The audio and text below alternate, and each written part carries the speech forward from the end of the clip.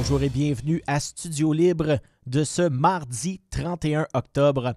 Bien sûr, le 31 octobre, c'est la dernière journée du mois, mais c'est aussi et surtout Halloween pour les enfants et aussi les plus grands enfants qui aiment se déguiser et aller récolter des bonbons, évidemment. Mais la récolte de bonbons cette année devra se faire peut-être avec un peu plus d'habillement qu'à l'habitude parce que les premiers flocons sont arrivés hier et les températures sont à la baisse. Donc, il va falloir s'en mitoufler pas mal pour pouvoir passer dans les rues. Bien sûr, si vous êtes automobiliste, eh bien, il faut faire attention parce qu'il y a beaucoup de petits mondes qui vont se promener ici et là du côté de Buckingham et du Grand Gatineau. Aujourd'hui, eh bien, on va parler de deux types d'entrepreneuriat avec, en dernier lieu, Yann Proulx, président des Productions Deux-Vallées, qui va venir nous expliquer la programmation de la salle des Jardins de Papineauville. Mais pour débuter, on y va avec Katia Perrier, qui va nous expliquer les activités qui vont avoir lieu pour la semaine de l'entrepreneuriat. Bienvenue à Studio Libre!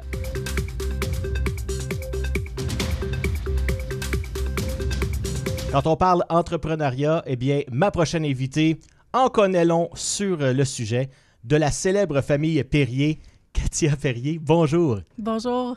Et donc, c'est une semaine de l'entrepreneuriat qui va être là parce que, bon, tu as un poste assez spécial aussi au niveau de la MRC. Oui, exactement. Je suis la commissaire en développement économique, donc je m'occupe principalement de tout ce qui est prêt aux entreprises, accompagnement, subvention, puis tout ça.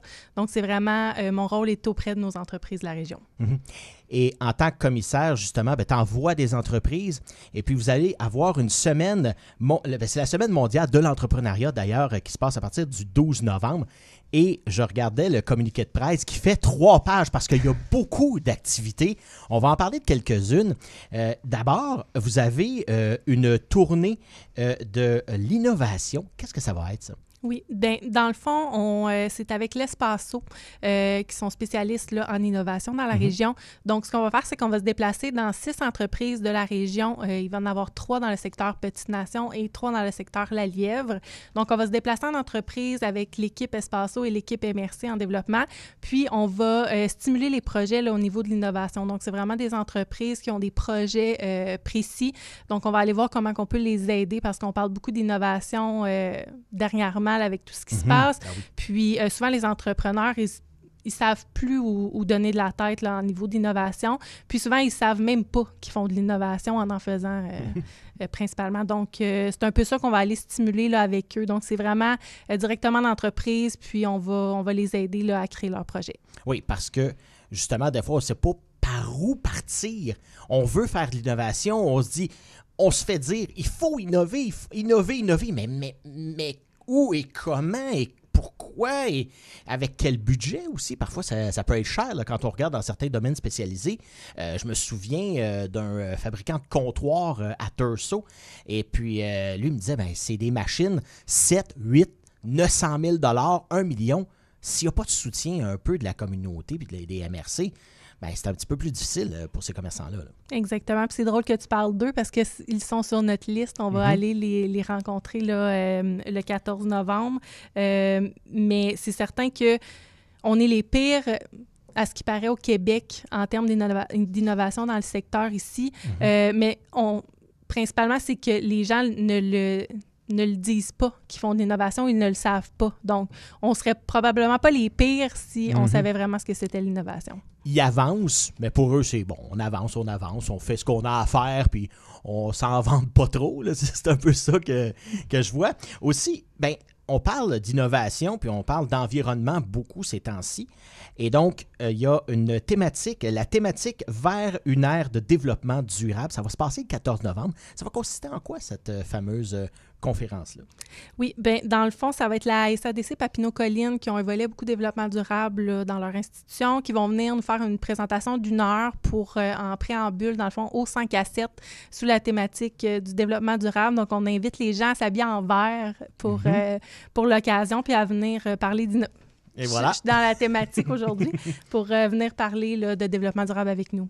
Oui, et il y a une formation justement qui m'a interpellé beaucoup, c'est Vincent Fournier, Adopter le changement. Et puis, j'en discutais il y a, si je ne me trompe pas, 1 an à peu près, je me rappelle pas avec quelle personne on en discutait, et puis il me disait, tu sais, c'est pas seulement les jeunes qui vont vers le changement, et même souvent, les plus vieux vont dire « Ouais, OK, il faut que je change, il faut que j'adapte mes procédés. » Et puis, souvent, il y a des gens qui sont peut-être même plus rébarbatifs au changement. Comment est-ce qu'on gère justement le changement? Et puis, avec Vincent Fournier, ça va se passer le 15 novembre, si je ne me trompe pas. Oui, exactement. Ça va être une formation qui va se dérouler, dans le fond, à la mairie de Notre-Dame de Bon Secours. Puis, dans le fond, on le sait beaucoup avec la pandémie, là, les entreprises ont dû vraiment adopter le changement puis trouver des façons là, de se sortir de toute cette vague-là qu'on vivait là, à ce moment-là. Donc, c'est pour ça qu'on veut vraiment, avec cette semaine de l'entrepreneuriat là, 2023, on veut vraiment y aller dans le positivisme. On veut donner un nouveau souffle à nos entreprises qui ont vécu beaucoup. On parle beaucoup de négativité, la manque de main-d'œuvre, le manque de logement, la pandémie, tout ça. Donc, nous, ce qu'on veut vraiment, c'est y aller positivement, trouver des solutions ensemble. Puis, je pense qu'avec Vincent Fournier, ça va être vraiment une belle formation là, qu'on va avoir sur le changement. Oui, parce que le changement, c'est pas changer pour changer. À un moment donné, il y a des gens qui disent « Ah, faut changer. » Mais, comme on dit, on ne change pas une recette gagnante. Non. Donc, c'est ça un peu la dichotomie entre les deux. Est-ce qu'on change pour changer, pour dire « Hey, regardez-nous, on change. » Un peu comme on parlait justement d'innovation.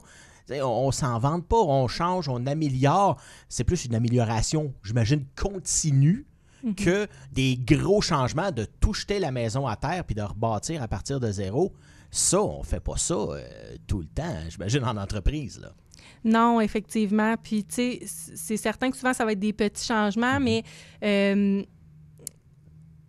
c'est vraiment de l'adaptation avec... Dans le fond, le principal thème en entrepreneuriat, c'est vraiment le changement. Tu sais, la mentalité des clients a beaucoup changé. Oui. On sait l'achat en ligne est devenu quelque chose de vraiment important, tout ça. Fait que, tu sais, comment, en tant qu'entrepreneur, dans ton petit milieu, tu sais, ils sont souvent assis à leur bureau, ils voient leurs choses vraiment plus internes, mais comment qu'on fait pour y aller plus globalement, puis voir ce qui serait bon pour nous, puis de l'adapter à notre réalité, à nous, là, parce que c'est sûr, c'est pas pareil pour tout le monde, là. J'ai l'impression, quand je parle à la prochaine phrase que je vais dire, que je me répète là, depuis 20 ans, mais l'arrivée de Internet, on en a parlé de l'achat en ligne, l'arrivée d'Internet haute vitesse, fiable, avec des vitesses qui sont, disons, comme en ville, en région rurale, c'est vraiment un nouveau souffle là, pour les entreprises, j'imagine. Oui, définitivement. Puis c'est sûr qu'on voit aussi beaucoup de travailleurs autonomes. Là, on a plus de 900 entreprises, je pense, sur le territoire de la MRC de Papineau. Puis il y a beaucoup de travailleurs autonomes qui travaillent de la maison. Puis c'est sûr qu'avec l'Internet qui est maintenant disponible, c'est une belle opportunité là, pour eux là, de pouvoir vivre ça. Puis tu sais, c'est récent, là, oui, l'Internet en région. Là, fait que c'est sûr que c'est un beau plus. Ça devient un essentiel aujourd'hui, puis c'est ça que je disais, bon, quand je voyais les nouveaux plans sortir et compagnie, puis passer la fibre et tout ça, on voyait ça, mais c'est... Puis même les gens là, l'attendaient, là, disaient, il faut que je l'aide. Je me souviens de certains commentaires que j'ai eus, là, du genre, hey, ça arrête juste au poteau, je l'ai vu, je suis comme, ils sont à 50 pieds de chez nous, là, quand est-ce que je vais l'avoir? Parce que, on l'a vu pendant la pandémie, puis même, le travail hybride commence à devenir quelque chose. On parlait d'innovation, bien ça, dans les moyens d'une entreprise, pour aller chercher du monde, puis des gens compétents, bien souvent, il faut s'adapter avec un travail hybride ou totalement à domicile. Là. Mm-hmm. Oui, c'est certain. Puis c'est sûr que d'avoir cette opportunité-là pour les gens peut-être qui travaillent justement au gouvernement ou à des travails qui c'est possible de le faire, le travail de la maison, bien, ça permet de venir s'établir en région puis de pouvoir continuer à travailler. Puis ça amène des familles en région. Fait que pour nous, c'est sûr que c'est vraiment positif de notre côté. Puis ça amène d'autres travailleurs qui vont travailler dans nos services essentiels ou services de proximité. Là. Absolument, et qui vont contribuer aussi à l'achat local. Et c'est une roue qui tourne. Hein, puis à un moment donné, ça prend l'élément essentiel.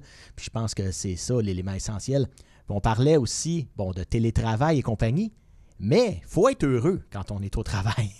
Et puis, une manière d'être heureux, ben, c'est par la reprogrammation de son cerveau. Quand j'ai lu ça, je me suis dit, oh mon Dieu, c'est Annick Laprade qui va donner une conférence le 16 novembre. et puis reprogrammer notre cerveau pour davantage de bonheur et de succès au travail. J'aimerais être une petite mouche pour voir cette conférence-là parce que ça m'intéresse beaucoup. Qu'est-ce qu'on peut en dire? Oui, bien, dans le fond, ça va se dérouler au chalet Stéphane Richer, au Parc des Montagnes Noires. Annick est une dame de la région de Gatineau. Donc, on est super content de l'accueillir avec nous. Puis, pour l'avoir déjà vue en conférence sur ce sujet-là, mais elle va l'adapter beaucoup à notre réalité, à nous. C'est vraiment intéressant de savoir à quel point nos neurones sont programment, dans le fond, notre façon d'agir et de réagir aux situations qui nous arrivent. Là. Donc, on se rend compte qu'on est tout le temps dans le même pattern, mais c'est parce que notre cerveau nous amène toujours à réagir de la même façon. Donc, Annick va nous montrer comment le reprogrammer pour pouvoir agir différemment. Oui, ça, c'est très intéressant, honnêtement, parce que souvent, il y a quelques petites choses à changer et puis, ça devient vraiment plus agréable. Souvent, de dire nos besoins aussi, je pense que c'est un petit peu plus... on se restreint beaucoup à dire « Ah non, je ne peux pas dire ça pour telle ou telle ou telle raison. » Mais si on le disait, souvent, ben, les entreprises vont faire comme « Ah ben oui, si ça peut te rendre heureux. » Bon, surtout en pénurie de main-d'œuvre, on s'entend. Oui. Vous le vivez aussi, j'imagine, si on le vit dans la ville... j'imagine que plus en milieu rural, vous le vivez encore pire. Oui, exactement. Puis même de l'autre côté, que l'employeur, lui, établisse c'est quoi ses limites à lui, parce qu'on sait que l'employé est devenu roi là, avec les années. Puis, pour certains, oui. C'est sûr que les entreprises ont des trucs à livrer de leur côté. Donc, ça va être intéressant de voir là, du côté de l'employeur à quel niveau lui est capable d'établir ses limites, mais d'une façon saine pour l'employé et pour le propriétaire. Oui, puis le bien de l'entreprise aussi. À un certain moment donné, ben, il a beau s'accommoder, mais comme on dit, ça prend des limites. Et vous allez même donner une formation en ligne. On parlait justement de l'arrivée d'Internet. Vous allez donner une formation en ligne et ça va un peu... clore un peu la semaine, c'est la MRC de Papineau, justement, et qui c'est en partenariat avec l'ITHQ, l'Institut de tourisme et d'hôtellerie du Québec. C'est vraiment intéressant, cette formation-là, je voyais ça. Donc, ça va consister en quoi? Oui, bien, dans le fond, il y a 47 places disponibles, puis c'est en collaboration aussi avec Tourisme Outaouais qu'on a autant de places disponibles. Donc, ça va être une formation, c'est pas le vendredi la formation, mais on fait le lancement. Donc, il y a 47 places disponibles. La formation va être gratuite, puis c'est vraiment au niveau du service à la clientèle là, pour nos entreprises, de la restauration touristique, hébergement, tout ça, qui sont en contact direct avec la clientèle. Donc, c'est pour devenir une destination accueillante là, pour les touristes. Ça peut paraître simple d'être accueillant pour les touristes, mais il y a des petites choses à savoir qui peuvent justement améliorer le service pour que les touristes puissent avoir le goût de revenir. Et puis on dit souvent qu'un client satisfait en parle à 10 personnes, mais un client non satisfait en parle à 30. Puis avec les réseaux sociaux, c'est pas mal plus que 30. Ça peut être 30 000 assez facilement. Et donc... je vais terminer avec une phrase qui m'a vraiment inspiré. Ça vient du préfet, M. Benoît Lauzon, maire de Thurso aussi, qui dit « Les gens d'affaires sont essentiels au développement sain d'un territoire. Et donc, il est important pour nous de les mettre en valeur et de leur donner des outils pour qu'ils puissent s'épanouir. Et quand les entreprises dans une région vont bien, c'est toute la communauté qui en bénéficie. » Puis c'est vraiment ça qui... et comme je disais, on parlait hors d'onde, un peu la colle. Quand une entreprise, comme exemple donné, une épicerie, on en a parlé, quitte dans un village, ferme ou peu importe comment est-ce que ça se passe, c'est un gros morceau du village qui part. C'est un point de rassemblement, si on peut dire. Là. Exactement. Mais tu sais, nos services de proximité sont vraiment importants. Donc, c'est sûr que, comme tu dis, ce point de rassemblement-là, lorsqu'il part, ça fait un gros vide. Mais tu sais, nous, notre rôle, c'est vraiment de les outiller puis de les appuyer dans leur démarche pour essayer de justement offrir aux citoyens autour, mais aussi à eux-mêmes qui sont les propriétaires qui sont aussi des citoyens souvent de la région, de leur offrir du soutien. Là. Oui. Merci beaucoup, Katia Perrier. Toujours une agréable visite, qui est commissaire au développement économique à la MRC de Papineau. Merci d'avoir été avec nous. Bien, merci à toi de m'avoir reçu.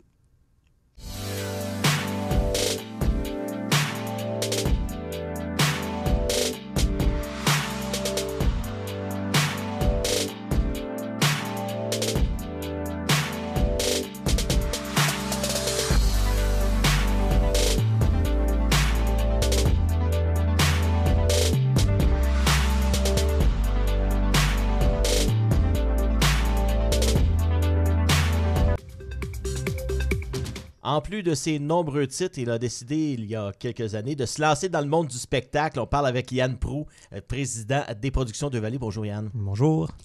Et donc, je le disais, il y a beaucoup de choses qui se passent. Vous avez maintenant 2 salles. On va parler de celle de Papineauville, celle qui est la plus proche de nous. C'est quand même un tour de force que de réussir à avoir des noms aussi populaires que vous avez depuis, ça fait quoi, 2 ans? On entame notre 3e année en 2024. 3 ans en 2024. Je lis les noms, puis je me dis, wow! On a Matt Lang, qui est originaire d'ici, les 2 frères, Bleu Jeans Bleu, France d'Amour, pour ne nommer que ceux-là, Paul Darèche, Caïn. Au niveau humour, je vois Guillaume Pinault, ensuite Michel Desrochers, Simon Leblanc, F. Côté, Dominique et Martin, Dave Godette, on nomme les Maxime Martin. Il y a du monde qui sont là. C'est difficile de les convaincre de venir dans une salle qui est quand même peut-être un peu plus petite que ce qu'on trouve notamment à Montréal. Ben, c'est surtout une petite salle, oui, qui est petite, à 350 places au Québec, mais c'est une petite salle dans une petite municipalité. Donc, on a fait un répertoire, là, puis on est une des salles situées dans une des plus petites municipalités au Québec. Donc, mais l'avantage qu'on a, c'est qu'on est en Outaouais. On est près du centre-ville de Montréal. On est près d'où les artistes demeurent aussi. Donc ça, c'est un avantage qu'on a. On n'est pas à l'autre bout du Québec. On est en Outaouais, près de Montréal. Et depuis 3 ans, on s'est mis une belle réputation, là. C'est une salle de 350 places, mais les artistes aiment ça venir à Papineauville parce qu'il y a une proximité avec le public. Donc, on s'en sort comme ça aussi. Mais je peux vous dire que c'est un tour de force. C'est Danny Monette qui s'occupe de notre programmation. Et il est très patient. Il rappelle. Et les agences nous connaissent de plus en plus avec l'autre salle à la Chute et aussi le festival qu'on a fait cet été, Petite Nation en fête à Tursault. Bien, on est un des producteurs, un des diffuseurs les plus importants de l'Outaouais. On commence là, avec une 50aine à 60aine d'artistes qu'on va produire en 2024. Bien, c'est certain qu'on se fait rappeler plus rapidement. Et ce qu'on s'est rendu compte, c'est que la salle de Papineauville, c'est une belle salle de rodage. Oui. Donc, il y a Laurent Paquin, Daniel Lemay qui sont venus roder en début de 2023. Puis là, on les reçoit leur vrai spectacle. Je dis le vrai, mais le rodage est aussi bon souvent que le vrai, mais le vrai spectacle vient à la Chute. Donc, c'est un peu ça qui se passe en 2024. Il y a Guillaume Pinault qui vient roder son spectacle à Papineauville qui va le présenter à la Chute en 2024. Et il y a Simon Leblanc, un des artistes là, qui était le plus en demande. Oui. 10 minutes, tous les billets étaient vendus. Donc, ça vous donne une idée comment il est populaire. Oui. Et lui, il va venir roder à Papineauville. Donc, on est une belle salle de rodage pour l'humour. Donc, ça devient intéressant. Ça permet aux gens d'avoir un de ces artistes-là qui ne viennent pas habituellement dans des salles de 350 en exclusivité, puis de découvrir un peu le rodage de l'artiste. Donc, on s'est démarqué par rapport à ça à Papineauville. D'ailleurs, tu le mentionnais, les billets partent vite. J'ai des amis dans le coin de Papineauville qui me disent c'est pas loin d'impossible d'avoir des billets si t'es pas rapide sur la gâchette parce que les billets partent vite. C'est une demande des gens aussi. Là, on voit l'intérêt des gens. Les salles sont pleines parce que, à part, aller à Salle Odyssée à Gatineau, revenir ici à Buckingham, il n'y a pas grand-chose directement dans le coin de la Petite Nation. C'est un peu ça qu'on voulait offrir il y a 3 ans, d'emmener cette salle-là à Papineauville. Le Théâtre des Casseurs a disparu, ça faisait quelques années. Donc, on voulait ramener cette fierté-là d'aller consommer de la culture localement. Et pour moi, la culture, je ne fais pas de la culture, là, je me concentre sur la culture grand public. Ça a toujours été important pour moi. Je pense que les gens, même si c'est en milieu rural, doivent avoir accès aux grands noms. Moi, ça a toujours été ça, mon objectif. Et oui, ça prouve. Là, les spectacles sont pleins. Mes spectacles qui restent en 2023, Mariana Mazza, Fabien Cloutier, Marc Hervieux, c'est plein. Donc, il n'y a plus de billets. Donc, ce que je dis aux gens, c'est réserver rapidement vos billets parce qu'une salle de 350 places, on a fait notre place maintenant et les gens ont pris l'habitude de venir là, assez rapidement puis d'assister à plusieurs spectacles. On prend Mathieu Pepper qui va faire son premier spectacle en fin de semaine. Extraordinaire d'ailleurs, là, vraiment un bon spectacle. Je les vois pas mal toutes. Et donc, c'est encore plein. Donc, je suis vraiment content de la réaction des gens. Nous, on a un protocole d'entente qui se termine en 2024. C'est notre dernière année, mais on va rencontrer le centre de service scolaire pour renouveler ce protocole-là. Parce qu'on a travaillé tellement fort à convaincre les gens de consommer localement. Et c'est ce qu'on voulait. Tu sais, il y a tout le secteur Buckingham où il n'y a plus de spectacle grand public, si on veut. Ils font encore le cabaret, mais grand public, là, avec des artistes un peu plus connus, si on veut, ils ne le font plus. Donc, nous, on prend ce secteur-là. Puis, mais il y a beaucoup de monde qui viennent aussi du côté d'Hawkesbury, tout ça. Fait qu'il y a une découverte, par rapport à la salle à Papineauville. Il y a beaucoup de monde de l'extérieur là, qui viennent aussi, mais les gens locaux ont adopté cette salle-là. Puis on en est très fiers. Là. Les artistes c'est quoi leur feedback qu'ils donnent de la salle? Parce que souvent, bon, c'est peut-être la première fois qu'ils viennent là, pour la plupart. C'est une salle qui est complètement rénovée, qui a été mise au goût du jour il y a quoi, 3 ans de ça? 3 ans, oui. Près, Aussitôt qu'on est arrivé, c'était au goût du jour. C'est ça. Les artistes aiment, ils sont surpris au départ quand même, parce que, tu sais, ils arrivent à Papineauville, là, ils se demandent, OK, qu'est-ce que ça va avoir de l'air, tout ça. Puis des fois, ils font la chute avant, qui est à 575 places, qui est quand même une salle un peu plus traditionnelle. C'est quand même immense. Tu sais, le plafond est haut, tu sais, c'est plus traditionnel. Là, ils arrivent à Papineauville, ils disent, OK, il y a vraiment une proximité. Là. Quand on rentre dans la salle à 350 places, pas de balcon, ça fait en sorte qu'on est près de l'artiste. Donc, les artistes aiment ça. J'ai certains artistes qui sont venus roder leur spectacle ou sont venus présenter des humoristes en 2022. Bien, ils nous ont demandé de revenir en 2024-2025 pour le rodage. Fait que ça, c'est bon signe. On s'assure aussi de bien les accueillir. Ça, ils aiment ça. Oui. Des fois, ils ont des demandes. Même si c'est optionnel dans les demandes, on s'arrange pour qu'il y ait quand même toutes leurs demandes au niveau des loges et tout ça. Donc, pour nous, c'est important de bien les accueillir parce que c'est notre gagne-pain. Si on réussit à attirer tous ces artistes-là, c'est parce que oui, on met les fonds nécessaires pour les attirer, mais aussi l'accueil est au cœur de nos priorités à ce niveau-là. Et il n'y a rien de plus beau qu'entendre un public rire ou de réagir. Je me rappelle Marjo qui est venu, Kevin Parent, il y avait une proximité, ça fait des spectacles intimes. Et on se concentre là-dessus aussi. France D'Amour va venir juste avec sa guitare. Donc, ça fait une proximité avec l'artiste aussi. Puis les gens aiment ça. Des fois, pas besoin de grand flafla. Là. Des fois, on le vit. Ouais. 2 frères vont venir aussi. Ils sont venus il y a 2 ans. Ça a été la folie furieuse. Les gens ont acheté leurs billets assez rapidement. On les ramène. Mais eux autres aussi, ils viennent en solo, les deux ensemble avec leur guitare. Fait que ça fait une proximité aussi avec le public qui est intéressante dans ce genre de salle-là, de spectacle. Oui, je me rappelle avoir parlé avec Pierre-Luc Pomerleau qui me disait que, bon, son gros défi, c'est de rentrer un écran géant pour faire une partie de son spectacle dans des plus petites salles. C'est sûr qu'à un moment donné, comme on dit, bon, les chanteurs, ça va peut-être un peu mieux. Bon, ceux qui s'accompagnent avec leur guitare, exemple, dans les 2 frères, ils arrivent avec leur guitare puis ils partent les poignées. Là. On s'entend. On aurait juste à mettre un petit feu électrique au centre. Les gens vont adorer ça, oui. Mais quand vient le temps d'inviter des artistes comme ça, qui ont peut-être des un peu plus gros décors, ils s'ajustent. Les artistes s'ajustent à la grandeur de la salle souvent. Donc, c'est certain qu'eux autres, ils aiment tourner un peu, tu sais, ils aiment se promener, puis ils aiment la proximité des petites salles. Donc, j'ai vu des humoristes, j'ai vu aussi des chanteurs, puis des artistes musicaux s'adapter en fonction de la salle aussi. C'est certain qu'une petite salle comme ça ne permet pas d'accueillir des grosses tournées. Là. Il y a certaines personnes qu'on a essayé, qu'on peut accueillir à la Chute, mais on n'est malheureusement pas en mesure d'accueillir à Papineauville. Un exemple, Éric Lapointe. C'est trop une grosse tournée pour Papineauville, mais on a été capable de l'accueillir à la Chute. Bruno Pelletier aussi, c'est une grosse tournée de 9 musiciens, quatuor à cordes. C'est un petit peu plus compliqué à Papineauville. Donc, à ce niveau-là, on s'ajuste.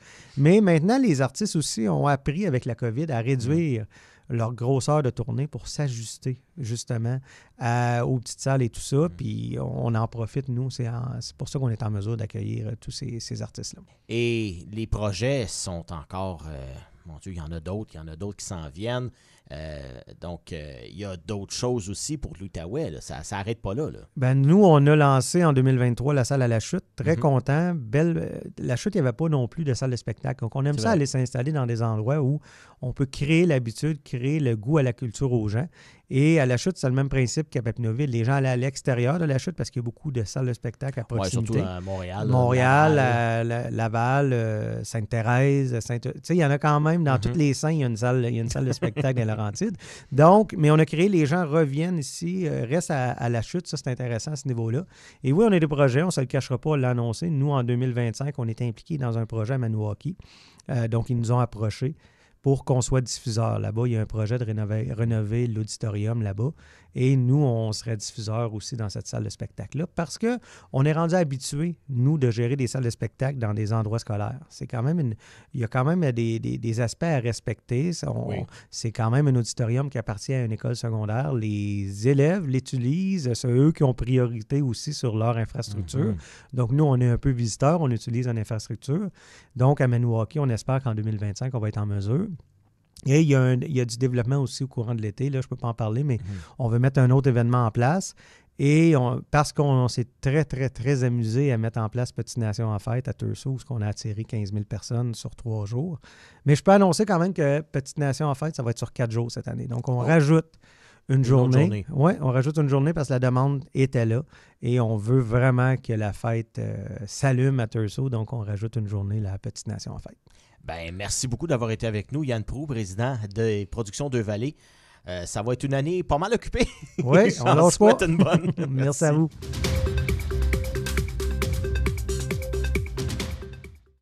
Merci beaucoup d'avoir été des nôtres pour cette édition de Halloween du 31 octobre de Studio Libre. Et j'aimerais remercier mes invités, Katia Perrier, commissaire au développement économique à la MRC de Papineau, qui est venue nous expliquer ce que c'est la semaine de l'entrepreneuriat du côté de la MRC. Et aussi, Yann Proulx, président des Productions Deux Vallées, qui est venu nous expliquer, lui, ce qui se passe à la salle des jardins de Papineauville.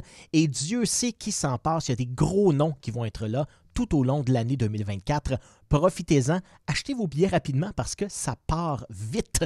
Et donc, j'aimerais aussi vous rappeler les conseils d'usage pour la soirée, si vous nous écoutez évidemment mardi, parce que mercredi, disons que ça va être un petit peu dépassé, mais c'est toujours utile de regarder, surtout si vous êtes automobiliste, un peu partout, parce qu'il y a beaucoup de petits mondes qui se promènent pour ramasser des bonbons en cette journée de l'Halloween.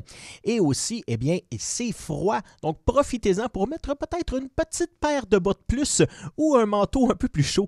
Je sais bien que les enfants aiment pas tellement se couvrir quand il s'agit de montrer leur costume, évidemment, mais bon, il faut ce qu'il faut parce que les températures sont à la baisse. L'hiver s'en vient, bien évidemment. Et donc, nous, on est toujours disponible Studio Libre, comme toutes les émissions de la TVC Basse-Lièvre, sur YouTube.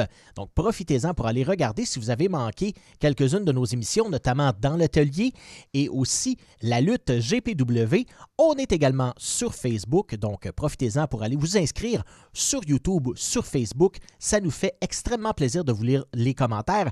Et nous, on se retrouve jeudi à 11h pour une autre édition de Studio Libre.